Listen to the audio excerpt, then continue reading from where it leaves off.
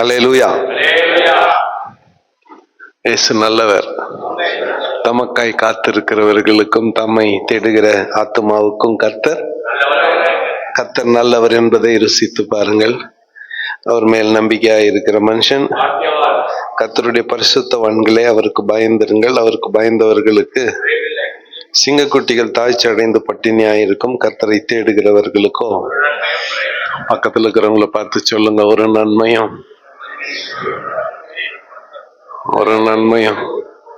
குறைவுபட.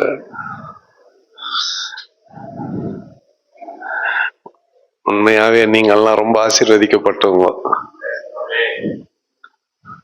வீட்டுல இருந்து கார்ல வந்து ஏறதுக்குள்ளலாம் நாங்க பட்ட பாடு என்ன விஷயமா?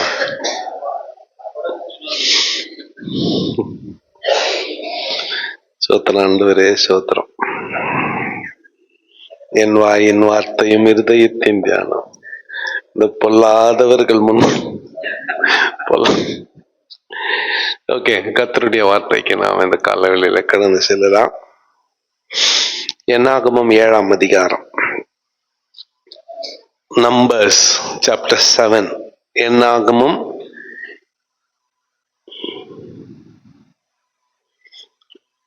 வசனம் 1 - 9 வரை. என்னாகமம் 7ஆம் அதிகாரம் வசனங்கள் 1 - 9 வரை வாசிக்கலாம்.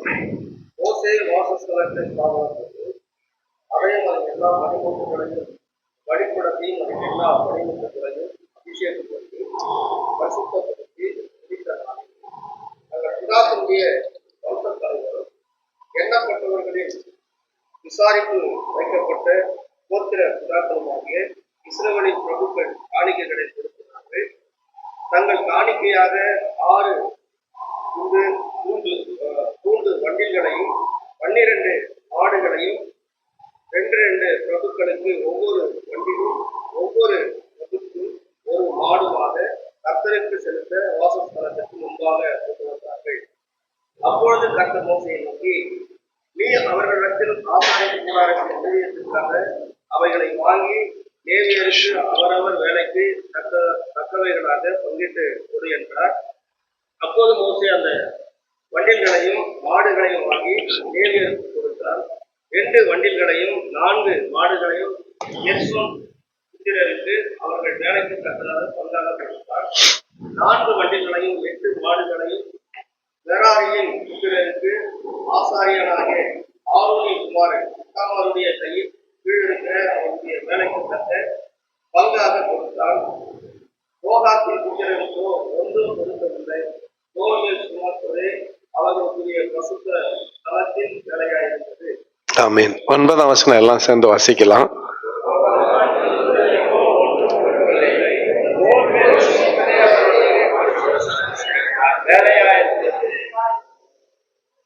அல்லேலூயா. ஒரு அப்பாக்கு 3 பிள்ளைங்க, 6 வண்டில்கள் பரிசாய் கிடைக்கிறது. சரி, ஒரு அப்பாக்கு 3 பிள்ளைங்க, 6 சைட்டு. எப்படி பிரிச்சு கொடுப்பீங்க? எப்படி பிரிச்சு கொடுப்பீங்க? 3 பிள்ளைங்க, 6 சைட்டு, 6 ஏக்கர்னாலும் 3 பிள்ளைங்க. எப்படி தருவீங்க? ஆளுக்கு 2 ஏக்கர். ஆமா, அப்படித்தான். சரி, இப்போ இஸ்ரவேல் ஜனங்க எகிப்துல இருந்து கானானை நோக்கி பயணத்தில் இருக்கிறார்கள். ஞாபகத்துல வச்சுக்கோங்க, they are on the journey. பயணத்துல நமக்கு ரொம்ப முக்கியமானது வாகனம். கரெக்டா? ரொம்ப முக்கியமானதுன்னா வாகனம். நாளைக்கு காலையில டிவோஷன்லயே சிந்திக்க ஆரம்பிப்பீங்க, பஸ் வருமா வராதா, எத்தனை மணிக்கு வரும், 20 நிமிஷம் இங்க இருந்து பங்கார்பேட்டுக்கு போறதுக்கு ஜன்னல் சீட்டு கிடைக்குமா கிடைக்காதா, பேகை தூக்கின்னு போய் எங்க வைக்கலாம். ஒரு நாளைக்கு பஸ்ஸுக்காரனுக்கு சொல்ல போறேன், நானு எல்லாம் பேக் வச்சுன்னு ஸ்பெஸ்ட் சாப்பிட்டுங்கிறப்ப நீ பஸ் எடுத்துன்னு போயிடுறா, வேற காலி பஸ் அனுப்புன்னு. ஓகே, கொஞ்ச நேரம் பயணத்துக்கு நம்ம எப்படி அங்கலாய்க்கிறோம் இல்ல, அப்படியே லைக் அட்லீஸ்ட் 10 ஹவர் அந்த பஸ்ல உட்காந்து போறதுனா கூட இடம் பிடிக்க வேண்டியது நியாயம். 20 நிமிஷம் இங்க இருந்து கேஜிஎஃப் 10 நிமிஷம், கேஜிஎஃப்ல இருந்து பங்கார்பேட் 10 நிமிஷம். அதுக்கே நமக்கு ஒரு அங்கலாய்ப்பு. இப்போ சென்னைக்கு நான் நாளைக்கு மீட்டிங்க்கு போனோம் அப்படின்னா, ஒரு நாள் முன்னால 4 வீல்ல காத்து சரியா இருக்குதா, என்ஜின் ஆயில் கரெக்டா இருக்குதா, முடிஞ்சா அந்த முந்தின நாள் சாயந்தரம் கேரேஜுக்கு எடுத்துன்னு போய் வண்டியை காமிச்சு அவன் இதெல்லாம் சரியா இருக்குதா, ஆயில் எல்லாம் சரியா இருக்குதான்னு பாக்குறோம். இப்போ பயணத்துல இருக்கும் பொழுது வாகனம் ரொம்ப முக்கியம், வண்டி ரொம்ப முக்கியம். சரி, இப்போ இவங்க எகிப்தில இருந்து கானானை நோக்கி பயணிக்கிறார்கள்.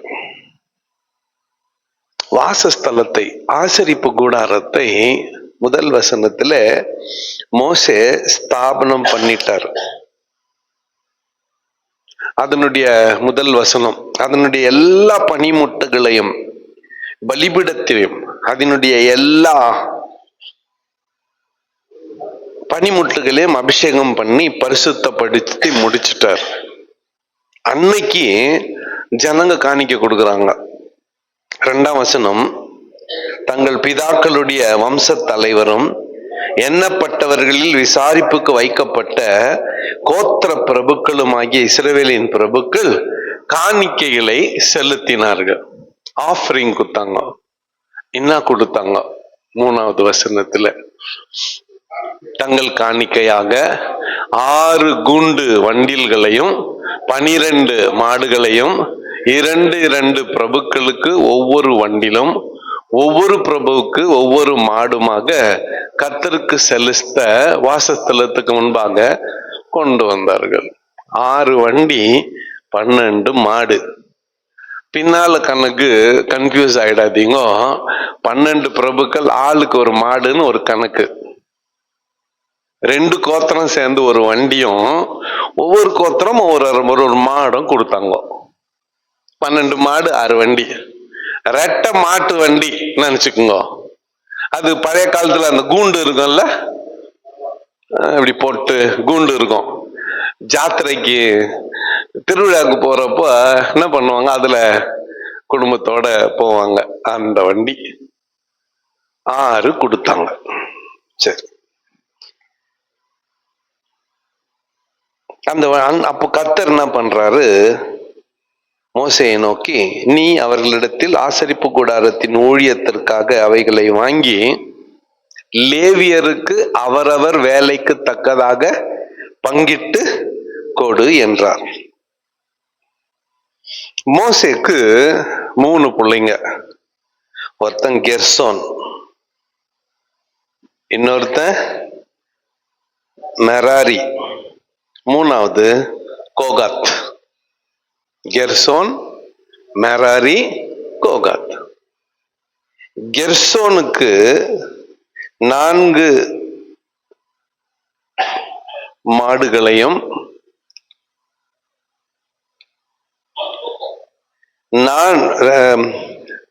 2 வண்டியையும் 4 மாடையும் கொடுத்துட்டான். 4 வண்டி 8 மாட மெராரியின் பிள்ளைங்களுக்கு கொடுத்துட்டான். கோகாத்தின் புத்திரருக்கோ ஒன்றும் கொடுக்கப்படவில்லை. தோளின் மேல் சுமக்கிறது அவர்களுடைய பரிசுத்த ஸ்தலத்தின் வேலையாய் இருந்தது. இப்போ அண்ணன் தம்பிங்களுக்குள்ள இருக்கக்கூடிய முறுமுறுப்பு, பிணக்கு அப்புறம் பார்க்கலாம். சொத்து பிரிச்சு கொடுத்தது நியாயமா? அதுவும் இந்த மாதிரி பிரிக்க சொல்லி ஆண்டவர் சொல்லலாமா? ஏன்னா இது மோசே ஐடியா இல்ல, யாரோட ஐடியா? ஆண்டவர் அநீதி செய்கிறார். ஒரு பக்கம் 3 பிள்ளைங்கண்ணா 6 வண்டிங்கண்ணா சரி சமமா பிரிச்சு குத்துட்டு போக வேண்டியது தானே.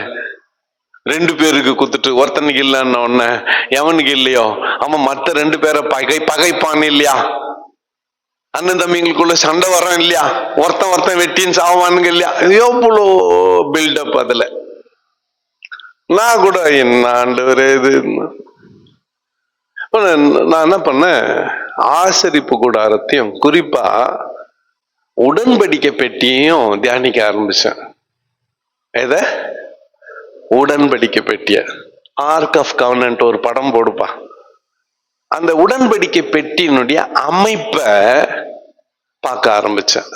டிசைன், அந்த அந்த உடன்படிக்கை பெட்டியினுடைய டிசைன், அதை பார்த்த பிறகுதான் எனக்கு விஷயமே புரிஞ்சிச்சு.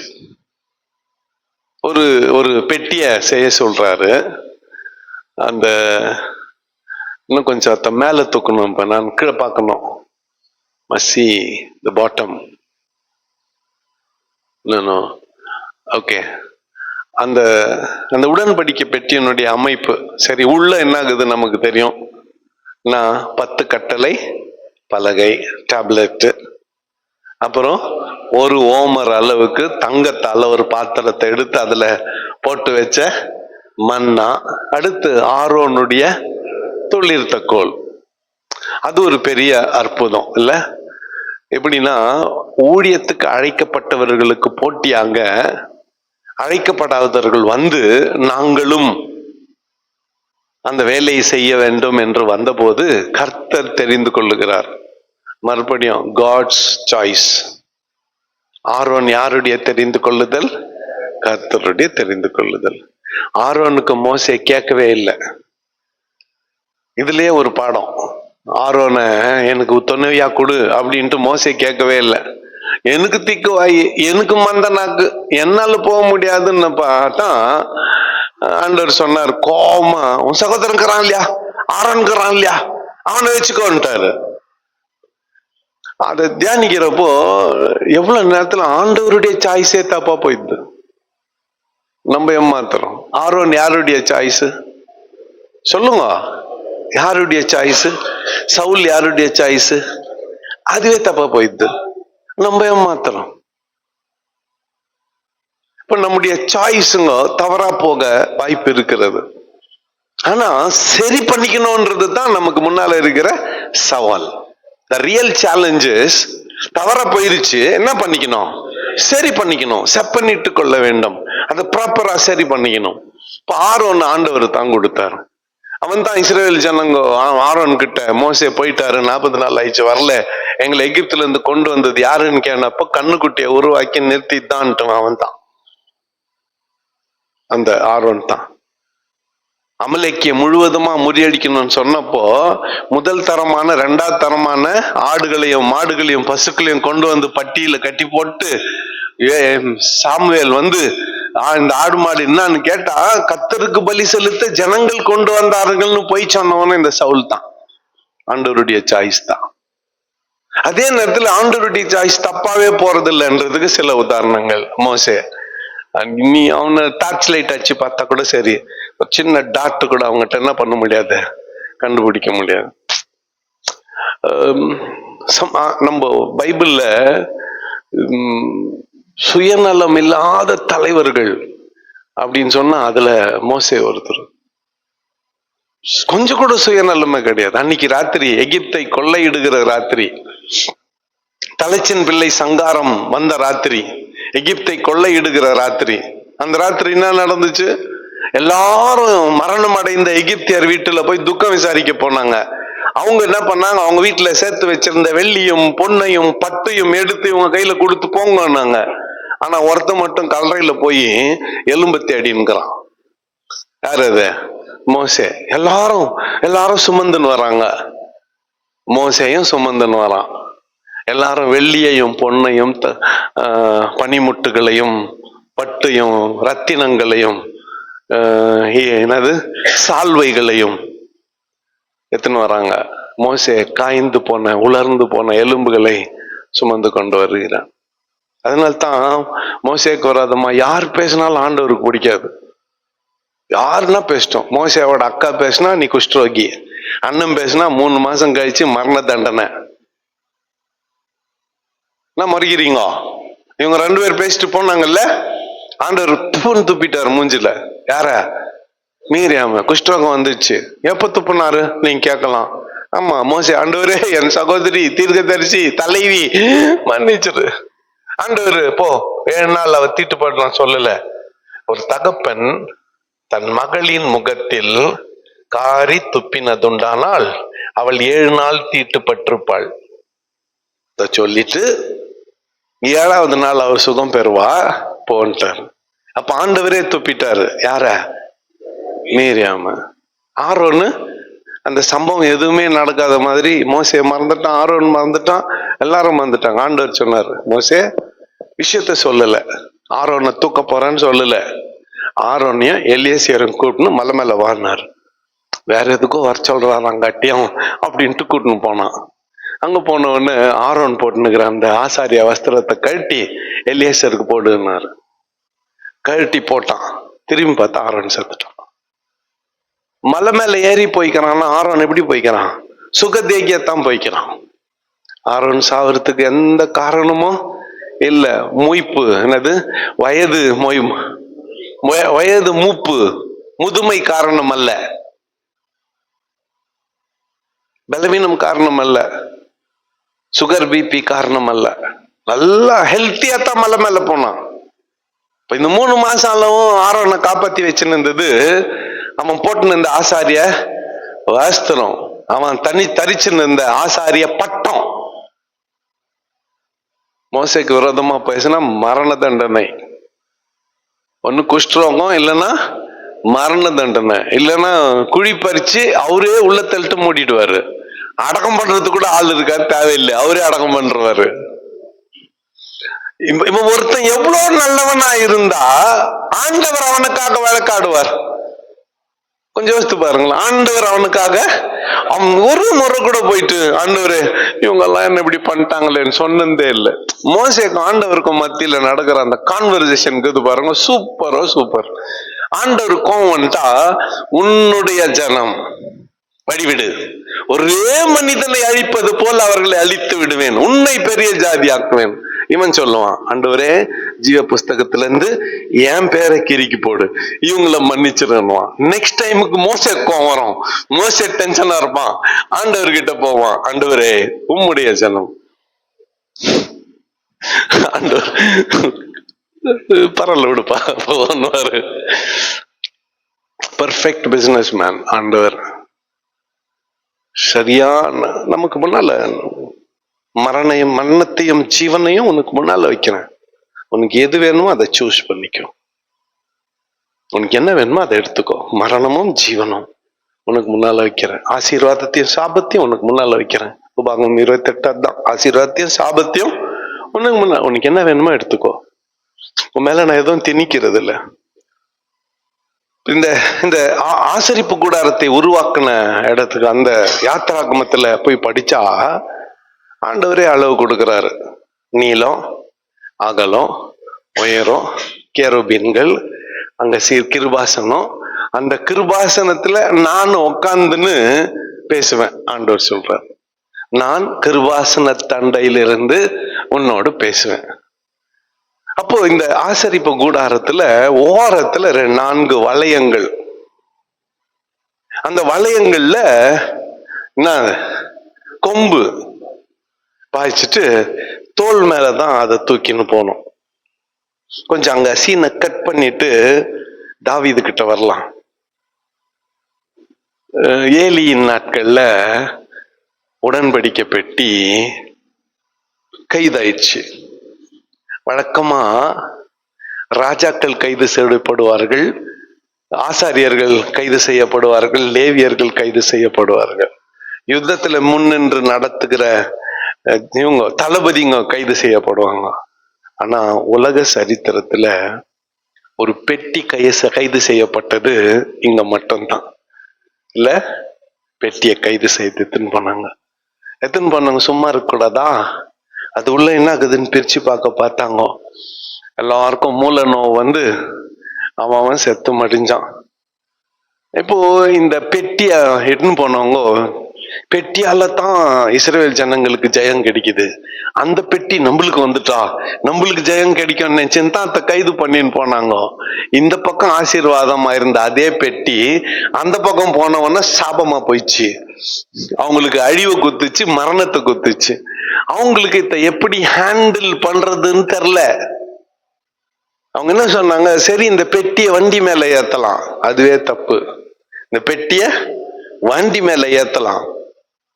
அந்த வண்டி இடதுபுறம் வலதுபுறம் செம்மைய திரும்பாம நேரா போச்சுன்னா இந்த மூல வியாதி அந்த பெட்டியினுடைய ஆண்டவரால வந்துச்சு அப்படின்னு ஒரு அடையாளம் வச்சுனா அது நேராவே போச்சு. சரி, இதுக்குள்ளெல்லாம் தாவீது ராஜா ஆயிட்டு இருந்தான். அந்த பெட்டிய அவங்க அந்த மக்கள் எப்படி வண்டி மேல ஏத்தனாங்களோ, ஒருத்தன் வீட்டுல இந்த பெட்டி 20 வருஷம் இருந்துச்சு இல்ல, 20 வருஷம் 20 years 20 வருஷம் இருந்துச்சு. இந்த பெட்டிக்கின்னு சில சடங்குகளை சட்ட திட்டங்களை கத்தர் வச்சாரு. அந்த குடும்பத்தை கடைபிடிக்கல. ஒரு மூலையில அது இருந்துச்சு, ஒரு மூலையில இருந்துச்சு. தாவீது அவர் வீட்டுல படுத்துன்னு விட்டத்தை பார்த்துன்னுகிறாரு. அவர் அரண்மனையில அப்படியே ஜாலியா. திடீர்னு ஒரு யோசனை வருது, இப்பதான் நான் அரண்மனையில படுத்துன்னுக்கிறேனே, ஆண்டவருடைய உடன்படிக்கை பெட்டி எங்கேயோ இருக்குத, அதை கூட்டின்னு வரலான்னு அவங்கள மாதிரியே வண்டியை வச்சு ஏத்தின்னு வந்தான். ஒரு இடத்துல வண்டி சாயிறப்போ அந்த அவங்க வீட்டுல தான் இருந்துச்சு அந்த பொட்டி. எவ்வளவு நாள்? 20 வருஷம்.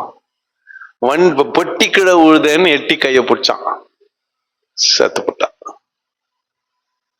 அங்கேயே செத்துட்டான். தாவீது உள்பட எல்லாருக்கும் பயம் வந்துச்சு. அத்த என்ன பண்ணா, ஒரு லேவியன் வீட்டுல நாக்கா தள்ளிட்டான். யாரு? தாவீது. நான் கண்ணி ஏத்துன்னு போயிடுன்ட்டான். எல்லாம் பாலிடிக்ஸ் தான். அவன் யாருன்னா, எத்துன்னு போறப்பவே இந்த பொட்டியை எப்படி ஹேண்டில் பண்ணோன்ட்டு படிச்சுட்டான். இந்த பொட்டியை எப்படி கையாளணும்ன்றத படிச்சுக்கிட்டான். அதுக்கு முன்னால் அந்தி பலி சந்தி பலி எல்லாம் செலுத்த ஆரம்பிச்சான்.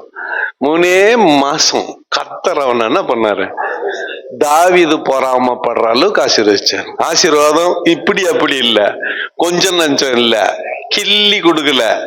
ஆண்டவர் எப்படி குத்தாரு? அள்ளி குத்தாரு. ராஜாக்கே பொறாமை ஆயிடுச்சு.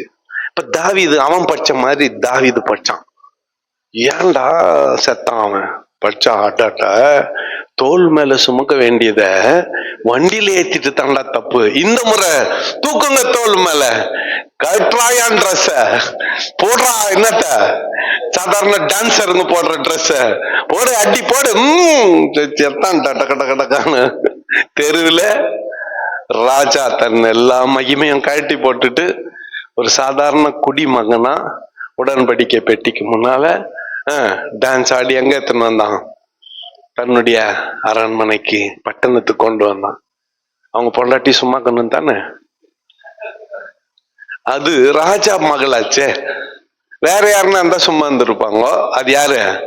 இன்னைக்கு பத்தியா ராஜா எவ்வளோ மகிமையா இருந்தாரு வேலைக்காரியங்களுக்கு முன்னாலெல்லாம். அப்ப தாவீது வரும், அப்பா வீட்டுக்கு என்ன அப்பன்னா வச்சாரு ஆண்டவர்.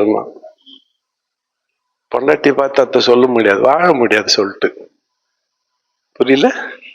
சிஸ்டர்ஸ் எல்லாம் மறிக்கிறீங்க. நீங்க மறைச்சா கூட என்ன ஒண்ணும் பண்ண முடியாது. நான் உங்களை பத்தி சொல்ல, யார பத்தி சொல்லுங்கிறேன்? மீகா பத்தி. Okay fine. இந்த உடன்படி பெட்டிக்குன்னு சில சிறப்பு இருக்கிறது, ரைட்? நமக்கெல்லாம் கூட ஒரு உடன்படிக்கை பெட்டி கொடுக்கப்பட்டிருக்கிறது. எங்க பாஸ்டர் ஆல்வின் பாஸ்டர் மேல எனக்கு இப்ப கூட, அவர் செத்து 30 வருஷம், 99ல செத்துட்டாரு. இப்போ 99ல செத்துட்டாரு. இப்போ 27 வருஷம். இப்ப கூட அவர்கிட்ட எனக்கு பிடிச்ச ஒண்ணு, அவர் ஓட்டுற டெம்போ டிராவலர் சாவியை கூட யாருக்கிட்ட நான் குத்துருவாரு. அவர் பைபிளை மட்டும் யாருக்கிட்டையும் கொடுக்க மாட்டார். பல நேரத்துல அவர் பைபிள் எப்படி எத்தனார் தெரியுமா? நம்ம எல்லாம் எப்படி எத்தனை போவோம் பைபிள்? இப்படி தானே. அவர் பல நேரத்துல பைபிள் இப்படி எடுத்து வச்சுதான் சர்ச்சுக்கு வருவார். ஒருத்தருக்கும் ஒரு ஒரு அண்டர்ஸ்டாண்டிங். இப்படி எத்தனை வருவார் பைபிள. உன் புத்தி வேற எங்க போவோம், உன் புத்தி வேற எங்க போவோம், உன் புத்தி வேற எங்க போகும். பல அந்த குளிப்பாட்டி கொண்டு வந்து மேடையில் உட்கார வச்ச கூட கூவத்துக்கு தான் போவோம். இது அவருடைய பாயிண்ட் என்ன தெரியுமா? வாலிபனாய் நீ இருக்கும்போது இந்த வேதத்தை நீ தோளின் மேல சுமந்தா, உனக்கு வயசாயிட்டு நடக்க முடியாம உன் கால்கள் தள்ளாடும் பொழுது இந்த வேதம் உன்னை சுமக்கும். இந்த ஒரு வார்த்தை தான் என்ன ஊழியத்துக்கு கொண்டு வந்துச்சு. அவர் செத்துட்டு பிறகு என்ன பண்றது ஆண்டவரேன்னு தெரியாத போது அவர் பல விஷயங்கள் சொல்லி கொடுத்துக்கிறார். அதுல ஒண்ணு இதுதான் ஞாபகத்துக்கு வந்துச்சு. அதனாலதான் எல்லா வேலையும் எல்லாத்தையும் விட்டுட்டு எதுக்கு வந்தேன்? ஊழியத்துக்கு வந்தேன். எல்லாத்தையும் விட்டுட்டு ஊழியத்துக்கு வந்தேன். அன்னைக்கு சுமக்க ஆரம்பிச்சேன். இன்னைக்கு இது மேல பறந்து கொண்டு இருக்கிறேன். இது இது இது என்ன அப்படியே மிதக்க வைக்குது. போகிற இடமெல்லாம் கெடுக்கிற அத்தனை மரியாதையும் அத்தனை கனமும் எதுனாலனா இந்த இந்த இந்த சீன் என்னன்னா, இது அப்படியே அதுவா மாத்துங்க. இஸ்ரவேல் ஜனங்களுக்கு உடன்படிக்கை பெட்டியானால் நமக்கு உடன்படிக்கை புத்தகம். இதுக்கு பேர் என்ன தெரியுமா? Book of covenant. அது ஆர்க் ஆஃப் கவனன்ட், இது புக் ஆஃப் கவனன்ட். அது உடன்படிக்கை பெட்டி, இது உடன்படிக்கை புத்தகம். இதுல மோசே தாவீது எப்படி அத பத்தி படிச்சானோ அப்படி நம்மளும் இத பத்தி என்ன பண்ணிக்கணும், படிச்சு. எல்லார் கையிலயும் பைபிள் இருக்குது. உன் கையில அது விசேஷமானதாய் மாறணும்னா அத என்ன பண்ணணும்? அது உள்ள இருக்கிறத படிக்கணும். படிச்சான் மோசே. தாவீது என்ன பண்ணா?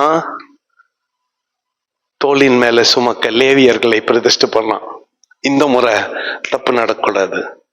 லேவியர்களை பிரதிஷ்டை பண்ணான். முன்னால பூரியை உதுறவங்க, எக்காலம் உதுறவங்க, அது ஃப்ளூட் இன்ஸ்ட்ருமெண்ட்ஸ் எல்லாம் முன்னால நிறுத்தினோம்.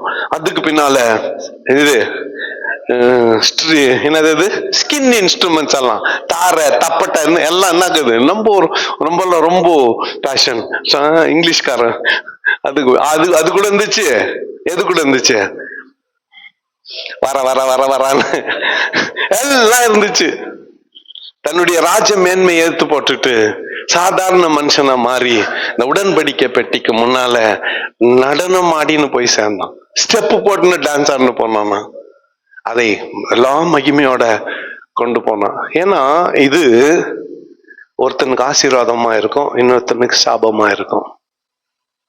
எவன் இத்த ஒழுங்கா பார்த்துக்கிறானோ அவனை இது ஆசீர்வதிக்கும். எவன் இத்த கண்டுக்கலையோ இது அவனை கண்டுக்காது. ரொம்ப சீரியஸான விஷயம். யார் இத கண்டுக்கலையோ இது அவங்கள கண்டுக்காது. யார் இத கண்டுக்கிறாங்களோ அவங்கள இது நல்லாவே கண்டுக்கும். சரி, இப்ப இந்த உடன்படிக்கை பெட்டிக்கு வரலாம். அந்த மூளையில ரிங்குங்களை ஏற்படுத்தி அதுல அந்த கோலை தோல் மேல சுமக்கிறது இதற்கு ஏற்படுத்தப்பட்ட ஒரு கட்டளை. சரி, இப்போ என்னாகமத்துல வாசித்த பகுதிக்கு வரலாம். தோல் மேல் சுமக்கிறது தான் கோகாத்தின் புத்திரருக்கு கொடுக்கப்பட்ட பரிசுத்த ஸ்தலத்தின் வேலையாயிருந்தது. இப்போ பயணத்துல இருக்கிறாங்கன்னு நான் சொன்னேன்.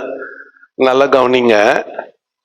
எல்லாரும் ஆசரிப்பு கூடாரத்தின் டென்ட் ஒருத்தங்கிட்ட, பில்லருங்க இன்னொருத்தங்கிட்ட. ஆசரிப்பு கூடாரத்தை நிறுவுறப்போ ஒரு ஆணி அடிச்சு கயிறு போட்டு கட்டணும். அது இன்னொருத்தங்கிட்ட. எல்லாம் ஒருத்தங்கிட்ட எல்லாம் வண்டி மேல ஏத்திட்டு நடந்து போயின்னுக்கிறானுங்க. இவன் மட்டும் என்ன பண்ணுகிறான்? இவன் குடும்பம் மட்டும் தோளின் மேல சுமந்து கொண்டு இருக்கிறார்கள். இப்போ யாருக்குமே வண்டி இல்ல, எல்லாருமே தோல் மேல சுமந்து போனா கஷ்டம் தெரியாது. ரெண்டு சகோதரனுங்க வண்டியில போறானுங்க, நீ மட்டும் நடந்து போறான்றப்பதான் அந்த வலி வேதனைன்னா பல மடங்கு அதிகரிக்கும். இப்போ சத்யராஜ் ஐயாவும் மணி ஐயாவும் ஒன்னா ஊழியத்தை தொடங்கினாங்க. சத்யராஜ் ஐயா இன்னும் சைக்கிள்ல போயின்னுக்கிறாரு, மணி ஐயா கார்ல போயின்னுக்கிறாருன்றப்போ சத்யராஜ் ஐயாக்கு ஒரு முறை இல்லைன்னா கூட ஒரு முறை என்ன வரும்? என்ன ஆண்டவரு, நான் என்ன பண்ணேன், மணியை மட்டும் கார்ல அனுப்பிட்டு என்ன சைக்கிள்ல மெரிக்க விட்டிய, நான் எப்படித்தான் அப்படின்னு ஒரு முறை இல்லைன்னா கூட ஒரு முறை அவருக்கு அந்த எண்ணம் வரும், சிந்தனை வரும். நமக்கு நம்மளோட வசதியா இருக்கிற பாஸ்டங்களை பார்த்த உடனே இந்த சிந்தனை நமக்கும் வருகிறது, எனக்கும் வருது. எனக்கு நேற்று ராத்திரி கூட வந்துச்சு, காலையில கூட வந்துச்சு. மழை, நாங்க படுத்துனுக்கிற அறையில இருந்து எங்க வீட்டுக்குள்ள போனா கிச்சன்ல மேல ஷீட்டு உடைஞ்சிட்டு தண்ணி வெள்ளமா ஊத்தினுங்குது. இன்னைக்கு எங்க வீட்டுல டீ போட்ட இடத்துல தண்ணி வெள்ளமா போயினுங்குது.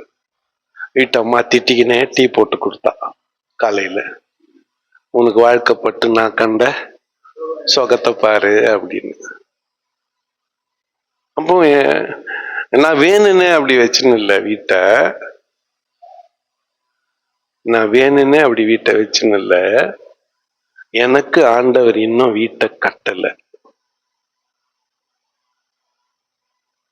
நீங்க நம்பினாலும் சரி, விட்டுட்டாலும் சரி, என்ன நீங்க மாயமாலக்காரன் சொன்னாலும் சரி, உங்க சர்டிபிகேட் எனக்கு தேவையில்லை.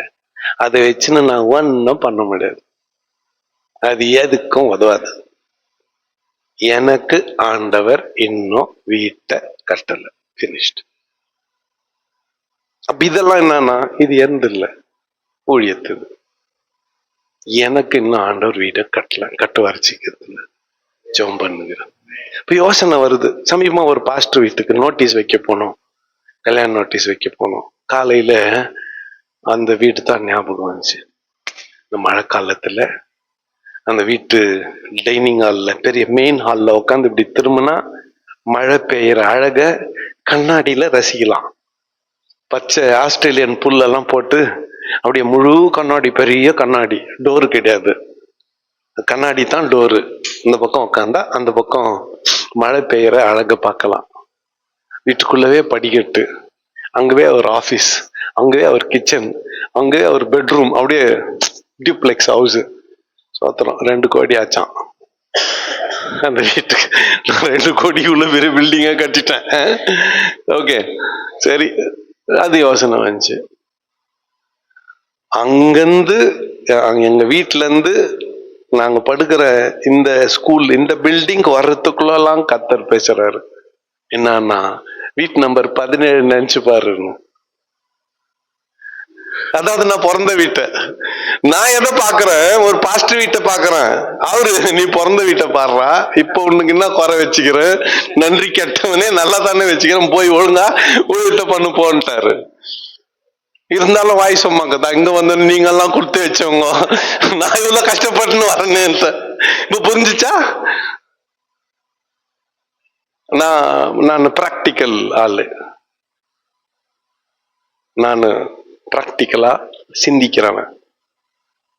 நிறைய நேரத்துல நமக்கு இந்த அழுத்தம் வந்து, எல்லாம் நல்லாக்குறாங்க, நான் மட்டும் இப்படி கஷ்டப்படுறேனே, எல்லாரும் வசதியாக்குறாங்க, எனக்கு மட்டும் இது ஏன் ஊழியம் சரியா வரலையே, இன்னும் சரியா நான் எஸ்டாப்ளிஷ் ஆகலையே என்ற மன வருத்தம் எல்லா ஊழியக்காரருக்கும் இருக்கலாம். அவங்க எல்லாம் கார்ல போறாங்க, அவங்க எல்லாம் சொந்த பில்டிங்ல இருக்கிறாங்க, அவங்க எல்லாம் இப்படி இருக்காங்க, நான் மட்டும் வாடகை வீட்டுல இருக்கிறேனே, எனக்கு ஊழியத்துக்கு வாடகை சர்ச்சு கூட இல்லையே அப்படின்ற எண்ணம் வரலாம். நான் மட்டும் என் தோள் மேல சுமக்கணும், நான் எல்லாரும் மேல நானும் நல்லா இருக்கணுமே, நான் மட்டும் என் தோள் மேல சுமக்கணும் அப்படிங்கிற எண்ணத்தோட ஊழியக்காரர்கள் இருப்பது இயல்பு. ஆனா ஆண்டவர் ஒரு நாள் இதே நிலைமையில விடுகிறவர் அல்ல. காலம் கடந்து போகிறது. ஏறத்தாழ 40 வருஷம் தோல் மேலேயே சுமந்துன்னு வாழ்ந்துட்டாங்க இவங்க. இப்ப கானானை சுதந்திரிக்கிற நாள் வந்துருச்சு. கானானை சுதந்திரிக்கிற நாள் வந்துருச்சு. வந்த பிறகு யோர்தான் நதி குறுக்க நிக்குது. எல்லாம் வண்டியில போனவெல்லாம் போயிட்டான். எங்க ஹால்ட்? யோர்தான் கிட்ட ஸ்டாப்பு. அதுக்கு மேல கடக்க முடியாது. யோர்தான் கிட்ட எல்லாம் நின்னுக்கிறாங்க. இப்ப வண்டியில போறவன் ஸ்பீடா போயிட்டு இருப்பான் இல்ல, நடக்கிறவன் எப்படி வந்துன்னு இருப்பான், தோல் மேல சுமக்கிறவன் கால் தள்ளாடி வந்தான், தோளின் மேல சுமக்கிறவன் வந்தான். தோளின் மேல் சுமக்கிற ஆசாரியனுடைய காலு யோர்தான்ல பட்டதும் யோர்தான் 2 பிரிஞ்சிருச்சு. இதுக்காக, இந்த மகிமைக்காக, இந்த ஆசீர்வாதத்திற்காக இந்த காலமெல்லாம் சுமக்கலாம். காலமெல்லாம் பிச்சைக்காரனாவே வாழலாம். காலமெல்லாம் சாப்பாட்டுக்கு கூட, அடுத்த வேலை சாப்பாட்டுக்கு கூட வழி இல்லாம வானத்தையே நோக்கி பார்க்கிற வாழ்க்கை கூட வாழலாம். எதுக்காக? இதுக்காக. நான் கை வச்சு ஒரு பேய் ஓடுதுன்னா எனக்கு கார் வேணாம். நான் கை வச்சு கேன்சர் நோய் சுகமாகுதுன்னா எனக்கு லட்சக்கணக்கில் கோடிக்கணக்கில் அக்கௌண்ட்ல பணம் வேணாம். அந்த அபிஷேகம் போதும் எனக்கு. இதெல்லாம் அனாவசியம். இதெல்லாம் எனக்கு ஒன்னுத்துக்கும் உதவாது. ஒன்னுத்துக்கும் உதவாது. இதெல்லாம் ஒன்னுத்துக்குமே உதவாது. அதை விட பணத்தால் கிடைக்கிற பட்டம், புகழ், பதவியை விட, பணத்தால் கிடைக்கக்கூடிய சுகங்களை விட இந்த வேதத்தால் கிடைக்கிற ஏழ்மை மேன்மையானது. இந்த வேதத்தால் கிடைக்கிற அந்த மகிமை வேற, அது லெவலே வேற. இப்போ நம்முடைய சின்ன சில்லறத்தனமான பொருளாதார தேவைகளை பெருசுபடுத்த வேண்டாம். எல்லாருக்கும் இருக்கிறது, எனக்கும் இருக்கிறது. விரலுக்கு ஏத்த வீக்கம் சொல்லுவாங்க தெரியுமா? இந்த 2 விரல்ல நகை சுத்தி வந்தா இந்த விரலுக்கு வந்தா வீக்கம் பெருசா இருக்கும், இந்த விரலுக்கு வந்தா வீக்கம் சின்னதா இருக்கும். அவ்வளவுதான் வித்தியாசம். அதான் விரலுக்கு ஏத்த வீக்கம், தேவைக்கு ஏற்றபடி. ஆனா நாம மனதிலே கொள்ள வேண்டியது, ஆண்டவர் நம்மளை சுமக்க சொன்னா கண்ணீரோட கூட சுமந்து நிறுங்கோ. கீப் அது தோல் மேலே வச்சுன்னு சுமந்து நிறுங்கோ. கண்ணீரோடு விதைக்கிறவன் ஒரு நாள் வரும். நீ கம்பீரத்தோடு அறுக்க போகிற நாள் வரும். வண்டியில போனவெல்லாம் நிறுத்திட்டு உன்னை பார்ப்பான். உன் தலை எல்லாருக்கும் மேலாக உயர்த்தப்படும். அப்ப வண்டியில போனவெல்லாம் நிக்க வச்சுட்டு இன்னும் சத்யராஜுக்கு தனிப்பட்ட மரியாதை. அப்பதான் ஆண்டவர் சொல்லுவாரு, அவன் காலமெல்லாம் சைக்கிள் ஓட்டினவன், காலமெல்லாம் பைபிளை தூக்கின்னு சுமந்தவன், அவனை உயர்த்த வேண்டிய நேரம் நான் உயர்த்துகிறேன்னு கர்த்தர் சொல்லுவார். அருமையான ஆண்டுடைய பிள்ளைகளே, இது நமக்கு உடன்படிக்கை பெட்டி. இந்த ஆசீர்வாதத்தை பெற நாம சின்னதா சில விஷயங்கள் செய்ய வேண்டும். இந்த மாசம் ஹோமிலிட்டிக்ஸ்ல படிக்கிறோம். இந்த மாசம் என்ன படிக்கிறோம்? அது எங்க ஸ்டார்ட் ஆகுது? ஒரு பிரசங்கத்தை ஆரம்பிக்கிறது எங்க ஸ்டார்ட் ஆகுது? நேத்து அவுட்லைன் எழுதுனமே, எங்க ஸ்டார்ட் ஆச்சு? ஃபர்ஸ்ட் பாயிண்ட், பாயிண்ட் நம்ம வாழ்க்கையில ஜெபம். அதை கிளியர் பண்ணிக்கலாம். ஃபர்ஸ்ட் அதை கிளியர் பண்ணிக்கலாம். இது உன்னுடைய மேஜையானால், இது நீ புழங்குகிற இடமானால், நீ பயன்படுத்துகிற இடமானால், இங்க இருக்கிற குப்பை குளம் இதெல்லாத்தையும் அடிக்கடி என்ன பண்ணிடு, சுத்தப்படுத்திடு. ஏன்னா நீ ஜெபம் பண்ணா ஆண்டவர் வர போறாரு உன் ஜெபத்தை கேட்க. அவர் வந்தா அது அங்கங்க இருக்கணும், இல்லைன்னா கோவப்படுவாரு. இஷ்டமா நேரத்துல டாய்லெட் பண்ணாத, கொம்பேத்துன்னு வெளியே போ, பள்ளம் தோண்டிட்டு திரும்பி. அப்பெல்லாம் என்ன இல்லை, வெஸ்டர்ன் டாய்லெட் எல்லாம் மண்ணு போட்டுட்டு அதை என்ன பண்ணிட்டு வந்துரு. நான் கூடாரத்தின் மத்தியில நான் நடப்பேன். இப்போ அந்த அசிங்கத்தான் பார்த்தா எனக்கு நடக்காது. நான் வர்ற இடம், அதனால அதை எப்படி வச்சுக்கோ சுத்தமா. பர்சனல் ப்ரேயர் லைஃப் கூட நம்மளுக்கு ரொம்ப பிளான்டு ப்ரேயர் லைஃப். இத தினசரி தியானிக்கிற ஒரு வாழ்க்கை. இது என்ன தூபம் காட்டுன்னு சொல்லல, எனக்கு முன்னால ஆரத்தி எடுன்னு சொல்லல. இது என்ன சுத்தமா வச்சுக்கோ, என் கூட டெய்லி ரிலேஷன்ஷிப்ல இருன்னு சொல்லுது. என் கூட டெய்லி ரிலேஷன்ஷிப்ல இரு, என் கூட நல்லுறவில் இரு அப்படின்னு சொல்லுது. பைபிள் படிக்கிற மாதிரி பாசாங்கு பண்றவங்க இருக்கிறாங்க தெரியுமா? ஆக்டிங் எதுல கூட பைபிள் படிக்கிற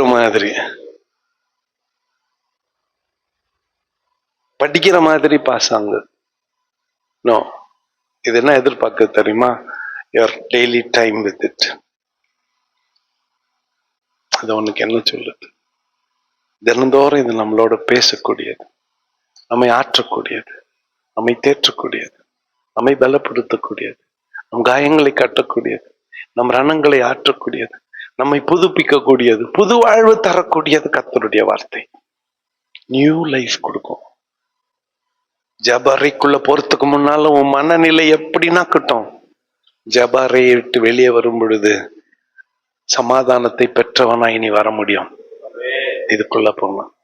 தோல் மேல சுமக்கிறது பாரமாவே நினைக்காத, அதை ஸ்லாக்கியமா நினை. Consider that as a gift from God. ஊழியக்காரத்து நான் அத்தை எப்பவுமே யோசிக்கிறது, எங்க அப்பா 8 பிள்ளைங்க என்ன ஊழியத்துக்கு ஆண்டவர் அழைச்சார். வாழ்க்கை இந்த ஊழியத்தின் பாதை சுலபமா இல்லை, வெரி சேலஞ்சிங். எல்லா திசையிலும் சவாலாகவே இருந்தது. சாப்பாடு இல்லாம, செலவுக்கு பணம் இல்லாம எத்தனை நாட்கள், எத்தனை ஆண்டுகள், ஆரம்ப நாட்கள்.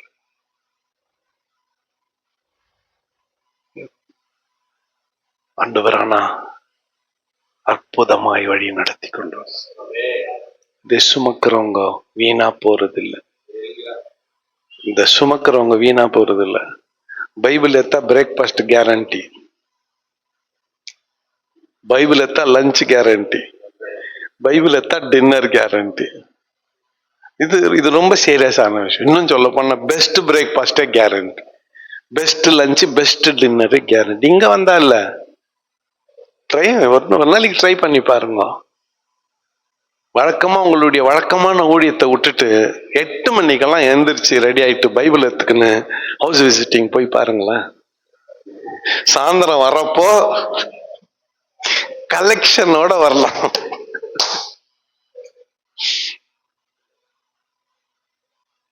சோம்பேறிங்க நம்ம, அதனாலதான் இல்ல, ட்ரை பண்ணி பாருங்க. ஆண்டவர் அவருடைய பணியை செய்கிறவர்களை காரணம் இல்லாமல் வருத்துவதில்லை. ஆண்டவர் தான் சொன்னார், தோள் மேல் சுமப்பதே அவர்களுக்குரிய பரிசுத்த ஸ்தலத்தின். ஐயா அது வேலை. ஐயா தோள் மேல சுமக்கிறதுன்னா வேலை, பாரம் இல்ல, அது சுமை இல்ல, அது என்ன வேலை. அந்த வேலையை ஒழுங்கா செய்யு. அவர் செய்ய வேண்டியத கரெக்டா அந்த நேரத்துல தவறாம செய்வார். He will do it without fail. தவறாமல் செய்வார். இன்னொன்னு, தப்பான இடத்துல ரிவார்டை தேடின்கிறோம். நம்ம தப்பான இடத்துல ரிவார்ட தேடின்கிறோம். ஒரு மிஷனரி தன் மனைவி பிள்ளைகளோட இங்கிலாந்துல இருந்து ஆப்பிரிக்காவுக்கு மிஷனரி பணிக்காக போனார். 2 பிள்ளைங்க செத்துட்டாங்க அங்க. மஞ்சள், எல்லோ ஃபீவர்ல மனைவி செத்துட்டாங்க. இவருக்கும் நோய் வந்துச்சு. இங்கிலாந்து, லண்டன்ல இருந்து அவருக்கு ஹெல்ப் போவோம், மாசம் மாசம் உதவி போவோம். இவரு மிஷனரியா 30 வருஷத்துக்கு முன்னால போனவர். இவர் போனப்ப இருந்த ஆபீஸ் பேரர்ஸ் எல்லாம் ரிசைன் பண்ணிட்டு போயிட்டாங்க. புது பீப்புள், நியூ பீப்புள் இப்ப பதவிக்கு வந்துட்டாங்க. அவங்க பார்த்தாங்க, ஆப்பிரிக்கால யாரோ ஒருத்தருக்கு மாசம் மாசம் இங்கிருந்து பணம் போதே லெட்டர் அனுப்புனாங்க, உங்க missionary period in Africa is over, நீங்க திரும்பி வந்துடலாம் அப்படின்னு லெட்டர் எழுதுனாங்க. இவர் அங்க போனாரு. அங்க அந்த அவருடைய ஊழியத்தை பத்தி நம்ம பேசுறது வேணா. அவர் ரிட்டர்ன் ஆகுறாரு. ஒரு கப்பல் எடுத்து கப்பல் பயணத்துல இங்கிலாந்துக்கு திரும்புகிறார். அந்த கப்பல் ஆப்பிரிக்கா எல்லைகளில் இருந்து பிரான்ஸ் போய் பிரான்ஸ்ல இருந்து இங்கிலாந்துக்கு போகுது. பிரான்ஸ்ல இளவரசர் இங்கிலாந்துல இருந்து பிரான்ஸுக்கு போய் 6 மாசம் படிப்பை முடிச்சுட்டு இந்த கப்பல்ல ரிட்டர்ன் ஆகுறாரு இங்கிலாந்து இளவரசர். அதே கப்பல்ல இந்த மிஷனரி ஆப்பிரிக்காவில இருந்து ரிட்டர்ன் ஆகுறாரு. இங்கிலாந்து கடற்கரை ஓரத்துல கப்பல் நெருங்குகிறது. கொண்டாட்ட சத்தம், செலிப்ரேஷன், ஃபுல் ஆஃப் செலிப்ரேஷன். அங்க என்னன்னு பார்த்தா 6 மாசம் படிப்பை முடிச்சுட்டு திரும்பி போற இளவரசருக்கு கிராண்ட் வரவேற்பு. இங்க மிஷனரியாக 30 ஆண்டுகள் வாலிபனா இருந்தபோது ஆப்பிரிக்காவுக்கு போனவர் பிள்ளைகளை இழந்து, மனைவியை இழந்து, உருவத்தை, இவர் யாருன்னே அவரை அடையாளம் கண்டுபிடிக்க முடியாத நிலைமைக்கு மாறினவராய் போறாரு. எல்லாருக்குள்ளவும் மனசுல அழுத்தம் வரும். எவ்வளோ பெரிய பரிசுத்தவனா இருந்தா கூட சரி, இவருக்கும் வந்துச்சு. ஆப்பிரிக்காவுல மனைவி பிள்ளைகள் இறந்த போது வராத அந்த மன அழுத்தம் கப்பல்ல வந்துருச்சு. ஆண்டவர்கிட்ட, ஆண்டவரே இது நியாயமா? 6 மாசம் பிரான்ஸ்ல போய் ஸ்டார் ஹோட்டல்ல தங்கி படிச்சுட்டு ரிட்டர்ன் ஆகுற ராஜாவனுடைய இளவரசனுக்கு இவ்வளோ மரியாதை. 30 ஆண்டுகள் ஆப்பிரிக்காவினுடைய வறண்ட பூமியில ஊழியத்தை முடிச்சுட்டு நான் திரும்புறேன், என்னை வரவேற்க ஒரு ஆளு கூட இல்லையேன்னு வருத்தப்பட்டேன். இந்த நேரம் ஹெட் குவார்ட்டர்ஸ்க்கு போனாரு. அவங்க என்ன பண்ணாங்க, தேங்க்யூ ஃபார் யுவர் மினிஸ்ட்ரின்னு லாஸ்ட் கோல்டன் ஹேண்ட் ஷேக் செக்கை குத்து அனுப்பிட்டாங்க. கடைசி போ, அதை வாங்கின வீட்டுக்கு அவரு டார்மெட்ரி தங்குற இடம், 10 பேரோட 11 தங்குற இடம். போறப்போ கண்களில கண்ணீர்.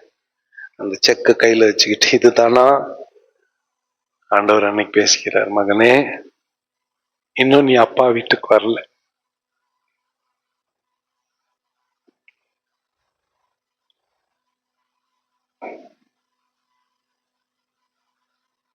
You are still in the strange land.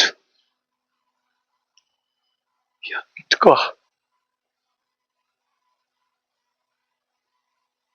இன்னையோட இந்த பாரத்தை விட்டுடலாம். சின்ன சின்ன பொருளாதார பாரங்கள் வேண்டாம். நிறைய ஊழியக்கா இருக்குது தான் இப்ப பாரமாகுது. எனக்கு இது இல்லையா அது இல்லையா, அது இல்லாதே வாழ்ந்துடலாம். இவர் கூட இருந்தா போதும், இது ஒண்ணு போதும். குறைய பார்க்காதீங்க, கஷ்டத்தை பார்க்காதீங்க, அவர் குத்துக்கிறந்த நிறைவை பாருங்க. இது ஒண்ணு தூக்கி பிடிங்க, அவர் உன்னை தூக்குறது நிச்சயம்.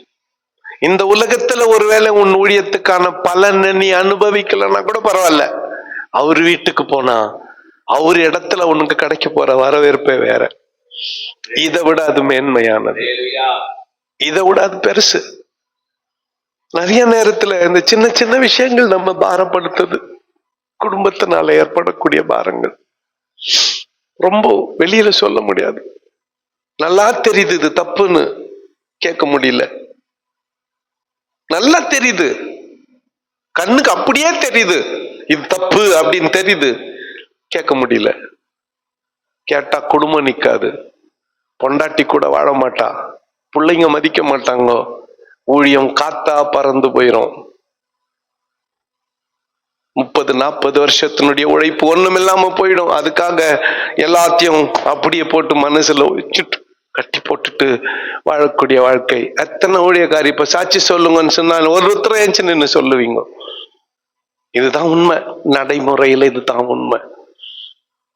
ஒண்ணு மட்டும் ஞாபகத்துல வச்சுக்கோங்க, இந்த உடன்படிக்கை பெட்டிய தோல்ல சுமந்தா you will be all right, you will be all right. எல்லாத்தையும் அவர் பார்த்துக்குவார். இன்னைக்கு முதல் எல்லா ஹியூமன் பாரத்தை, மனுஷ பாரத்தை, கவலைய எல்லாத்தையும் அப்படி மூட்டை கட்டி தூர வச்சிடலாம். இது ஒண்ணு போதும். இது வாழ வச்சா வாழ வைக்கட்டும், இதே நிலைமையில் இது நம்மளை எடுத்தா எடுக்கட்டும், இதுகிட்ட நம்மள ஒப்படைத்து விடும். இந்த உடன்படிக்கை பெட்டி நம்மை சுமக்கட்டும். யாவரும் எழுந்திருப்போம்.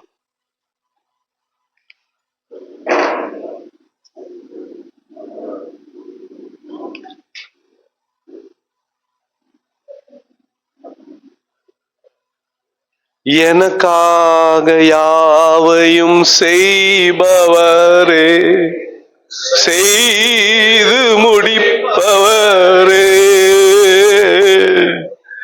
எனக்காக யாவையும் செய்பவரே, செய்து முடிப்பவரே, என் பாரங்கள் என் சுமைகள், என் பாரங்கள் என் சுமைகள், பாரத்தில் இறக்கி வைத்தேன் பாதத்தில் இறக்கி வைத்தேன். கைகளை உயர்த்தி இசையா உம்மைதானே என் முன்னே நிறுத்தியுள்ளே. இசையா உம்மைதானே என் முன்னே நிறுத்தியுள்ளே. எபினேசரே எலியோ என்றுமே உயர்ந்தவர். எபினேசரே எலியோ என்றுமே உயர்ந்தவர். எல் ஷடாய் வல்லவரே. எல் ஷடாய் சர்வ வல்லவரே. எல் ரோயி காப்பவரே.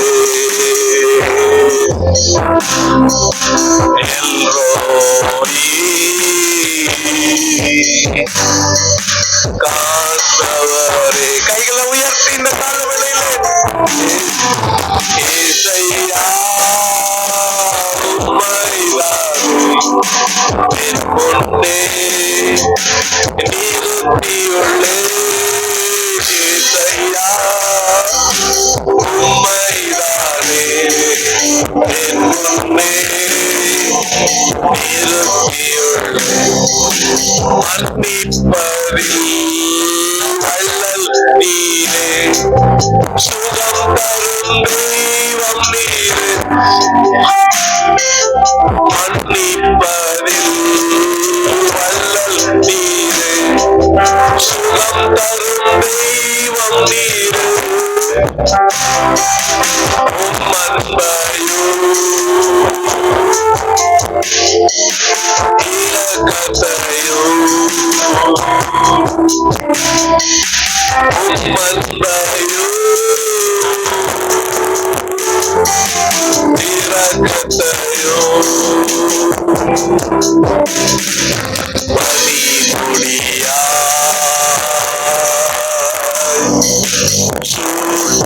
சூட்டுகின்றேன். பனிமுடியாய் சூட்டுகிறேன். கைகளை உயர்த்தி இசையா உம்மைதானே என் முன்னே நிறுத்தியுள்ளே. இசையா உம்மைதானே என் முன்னே நிறுத்தியுள்ளே. உம்மோடு இருப்பதுதான் என் உள்ளத்தின் வாஞ்சையா. சித்தம் செய்வதுதான் இதயத்தின் ஏக்கமாயா. ஓடு இருப்பதுதான் என் உள்ளத்தின் வாஞ்சையா. சித்தம் செய்வதுதான்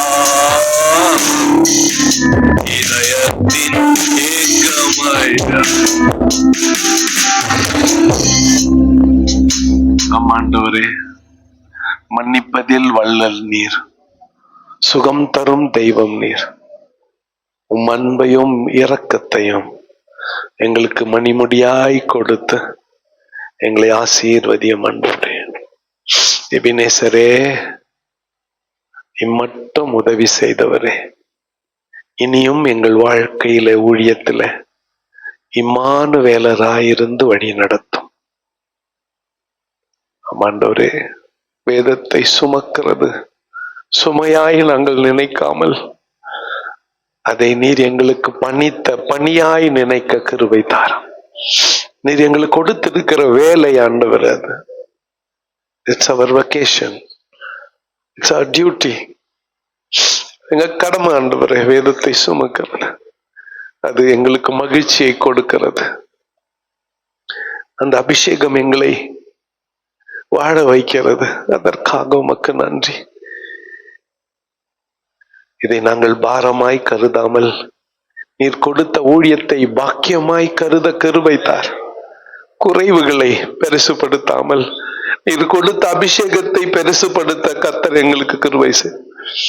நாங்கள் காண வேண்டிய விதத்துல எங்க ஊழியத்தை காண எங்களுக்கு உதவி செய்யும் அப்பா. யாருக்கும் கிடைக்காத ஸ்லாக்கியம் இது, பாக்கியம் இது. அதுக்காக உமக்கு நன்றி சொல்லுகிறோம். எஞ்சி இருக்கிற நேரங்கள், இந்த நாள் முழுவதும் படிக்க போகிற பாடங்கள், செய்ய போகிற ஒவ்வொரு காரியத்திலும் உம்முடைய சமூகம் பிரசன்னம் கூடவே இருந்து வழி நடத்தட்டும். இயேசு என்ற நாமத்தில் ஜெபிக்கிறேன் நல்ல பிதாவே. ஆமென், ஆமென். God bless you. கர்த்தர் நம்மை ஆசீர்வதிப்பார்.